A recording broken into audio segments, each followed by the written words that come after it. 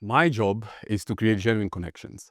But before we go there, I'll tell you where I come from and how my journey has shaped what I'm doing today. Now, I come from the land of Hakuna Matata. Pretty sure you guys know Timon and Pumbaa, the Lion King. That's where I was born. Now, as a young boy, I used to run around the savannah. I used to show guests around. And in the evenings, I used to bring them back home and would share dinner or a conversation here and there. But here's the thing. My country has a population of 50 million. And in this 50 million, there are over 40 tribes, all with different languages and different cultural practices. Now, apart from English or Swahili, our national language, we speak another language, and that is hospitality. To us is not just a service. To us is all about stewardship. Now, in these campfires, we'll sit down, we will enjoy a moment together, and at the end of the day, time would actually slow down.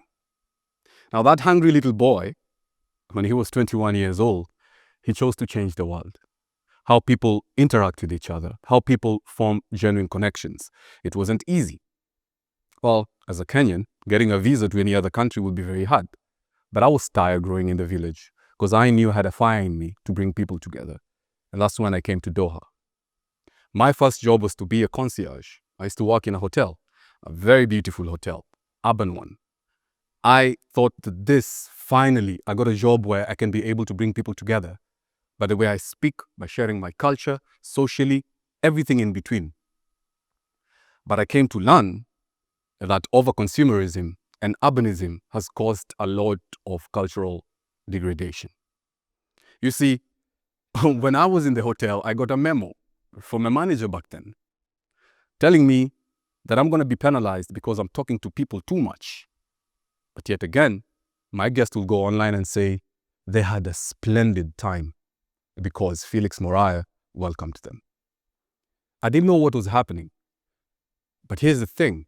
Hospitality right now is something that is branded and put in a shelf. You just stay there, check in people, check in, check out. You sell rooms, they go in, they go out. There is no genuine experience. There is no actual connection. So, for 6 years I worked in this hotel. I felt numb. I felt like, I think it's time for me to go back home. You see, 1.5 billion people travel in the world. 1.5. They want to be tourists. They want to experience something new across the world. It's a huge network.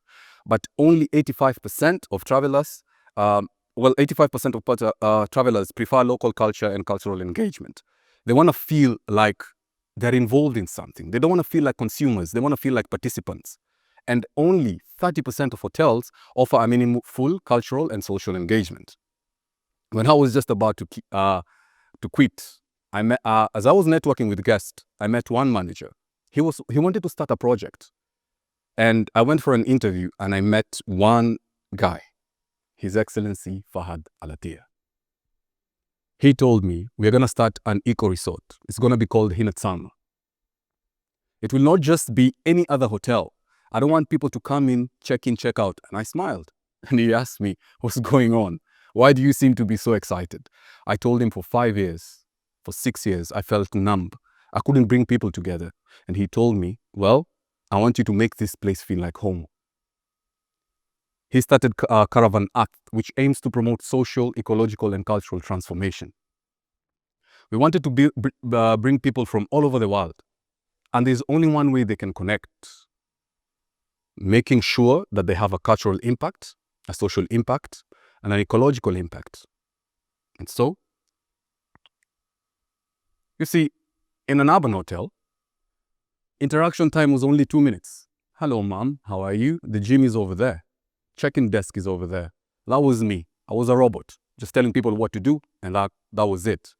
Most people, when they consider hotel, they check for price, a location, the location where the hotel is. What do guests remember? 70% of them remember facilities. 15% remember a person. There is no actual connection. Huge disconnection. And so, my journey began. So how can we be able to socially impact people? And this is where we decided to create spaces where people can meet and interact. Spaces influence how people react, influence the stimuli, how people behave. And so, traditional architecture. I see you smiling because this is your field. Well, traditional architecture, if you can look back in the days, they created courtyards, right? Markets where people could meet, where people could engage. And so, at Hinat Salma, that's what we did. We built a majlis. There was no check-in or check-out. When you came in, you got a host. Someone that you can talk to about your culture, someone you can be able to relate to. A tour. When you come to Hinat Salma, we give you a tour. So you can understand the concept behind everything else. We invite you to actually just slow down, detox. Well, it's a great challenge because people don't want to detox. People are addicted to the screens, to the fast life, to the meetings on WhatsApp and everything else. But when they come to Hinat Salma, we change everything. Their perspective on tourism and their perspective of everything else. Now, so we create social spaces, but we needed to make sure that people interact. Cultural, very simple. You see, me and you, there's no difference. We have the same color of blood, red. But what makes us different? Me and you. It's your culture, the language that you speak, right? And the cultural practices that you have.